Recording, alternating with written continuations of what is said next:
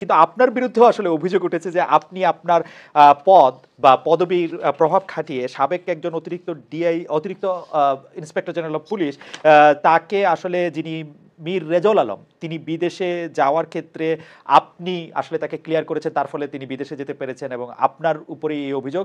আপনি যদিও জনাব মীর রেজাউল আলমের বিদেশ গমনের ক্ষেত্রে আহ, মানে তার বিরুদ্ধে মামলা ছিল এবং তিনি খুব সক্রিয়ভাবে এই আগস্ট বিপ্লবের এগেনস্টে অবস্থান নিয়েছিলেন। আপনি কি এটা একটু পরিষ্কার করবেন যে এটা আপনি আসলে হ্যাঁ, কি করেছেন? অবশ্যই অবশ্যই ইমিগ্রেশনে আমরা প্রতিদিনই অসংখ্য লোক যাচ্ছে, মীর রেজাউল তাদের একজন। যখনই আমাদের কোনো প্রভাবশালী কোনো মানুষ যাকে আমরা মনে করি যে তাকে আমি তার আগে একটু একটু কথা বলে নিই। আমি যে কথাটা বললাম যে আমাদের কিছু প্রাথমিক তথ্যগুলো দিয়ে আমরা যখন কাউকে আটকে দেই তখন খুব তারা এখানে এখান থেকে বের হওয়ার কোনো সুযোগ নেই। এটা অটোমেটিক্যালি রেফার হয়ে যায়, ডেস্ক থেকে সিস্টেম রেফার করে দেয় ওসি ইমিগ্রেশনের কাছে। তাছাড়াও আমাদের অফিসাররা যেটা করে খেয়াল করে যে তার বাড়ি কোথায় বা তার পেশাটা কি।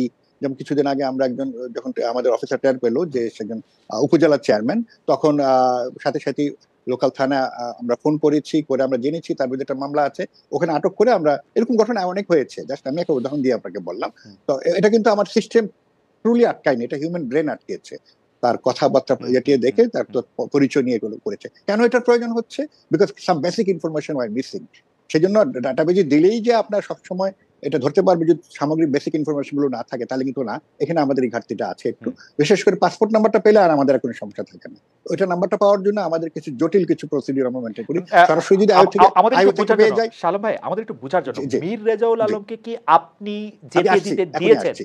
মানে আপনি জি আমি বলেছেন যে দিয়েছি। উনি চলে যাক আমি বা উনি যেতে আমি পারবে? দিয়েছি, আমি দিয়েছি, জি নিঃসন্দেহে আমি দিয়েছি। জি এটা আমি একা কাউকে দিতে পারি না।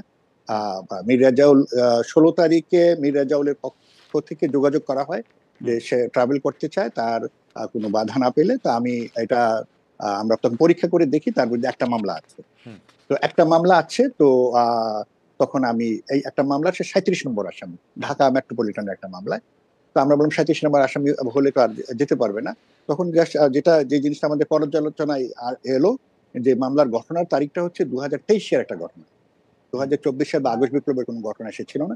আগস্ট বিপ্লবের সময় সে ছিল সম্ভবত এডিশনাল আইজি টুরিস্ট পুলিশ ছিল, আমার যদি ভুল না হয়। তো কিন্তু ওই ঢাকা মেট্রোপলিটন এলাকার সে ছিল না। এনিওয়ে, আমরা যখন দেখলাম যে 2023 সালের এই ঘটনাটার সময় সে ছিল সারদা পুলিশ একাডেমির প্রিন্সিপাল। তার মানে মাস্টার সাহেবকে আমরা 2023-এর ঘটনার জন্য আমরা জড়িত থাকার যৌক্তিক কোনো প্রমাণ পাইনি। তখন আমি কথা বলি আমাদের আইজিপি মহোদয়ের সাথে 17 তারিখে। 17 তারিখে আমি বললাম যে এরকম একটা একটা এসেছে, রিকোয়েস্ট এসেছে, তার বিরুদ্ধে এরকম একটা মামলা আছে। তো আইজিপি মহোদয় উনি জানেন বিষয়টা, বললেন ঠিক আছে তাকে যেতে দাও। তো 18 তারিখ সকালবেলা সম্ভবত 10টার দিকে উনি রিয়েল ট্রাভেলটা করেন। আর সেই রিয়েল ট্রাভেলটা কিন্তু আমার একার ক্লিয়ারেন্সে দেওয়া সম্ভব না। আমরা আরো দুটো এজেন্সি আছে, আমার গোয়েন্দা এজেন্সি, আপনারা জানেন। তো আমরা দুটো এজেন্সি একটার সাথে সাথে আমরা ক্লিয়ারেন্স পেয়ে গেলাম। উই এক্সপ্লেন এভরিথিং যে এই ঘটনা, এই সমস্যা। এবং দ্বিতীয় এজেন্সিটা, মানে তৃতীয় এজেন্সি ছুটছে, স্পেশাল ব্রাঞ্চ এবং আর দুটো এজেন্সি, ওকে ওটা ক্লিয়ারেন্স আমরা পেয়ে গেলাম।